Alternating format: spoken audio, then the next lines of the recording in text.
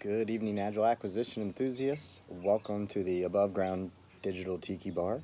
Got the palm tree and everything.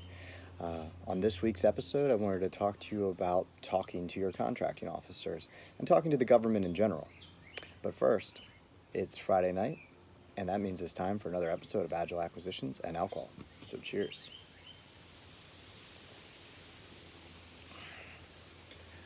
Okay, so I've actually made some videos on this before, and I get asked this question all the time, and it's when can industry engage with the federal government regarding an acquisition?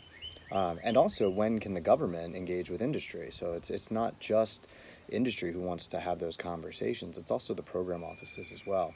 And the answer is up until an acquisition is actually on the street being competed, everything up to that point is really market research. So there should be an open dialogue. You can send information to the government can request information, they can have conversations, they can have sessions with large groups, they can do them virtual. I'm a big fan of the virtual meetings, so you can get attendance from vendors who don't have to necessarily spend money to fly into a specific location.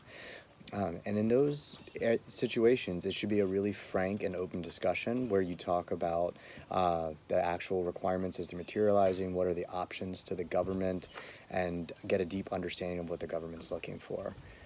Once the acquisition has been let on the street, then of course things become much more sensitive. And in that case, you need to follow the proper procedures. You're now out of FAR Part 10, which is market research, and you're in a competitive solicitation, in which case you should be communicating directly with the contracting officer. But that doesn't mean you can't ask questions or submit any concerns that you have with the acquisition. In this case, you just filter it through a single point of contact, and that's just to ensure that everybody is getting the same fair opportunity. And what you want to do is just make sure you put it in writing. You want to be direct and be very clear. A lot of times vendors will be concerned about whether they're going to look bad to the government, or whether the government is going to hold something against them because they're asking a frank question. But the reality is that just doesn't happen. The government wants to put out a high quality product, and to the extent that industry can help them do that and make a better overall acquisition solution for everyone is really a win-win.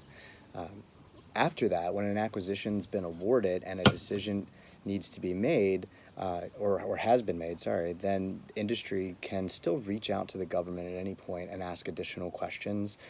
Sometimes, certain government offices are going to be more open and interested in having those conversations, and sometimes there's not, and that's just the reality of the situation. But legally speaking, there's nothing preventing industry from any time reaching out to the government. So there you have it. That's your communication with the federal government. I really am a strong advocate of a dialogue with industry and the federal government, and I think you need to be direct and keep those channels open. And until next week, cheers.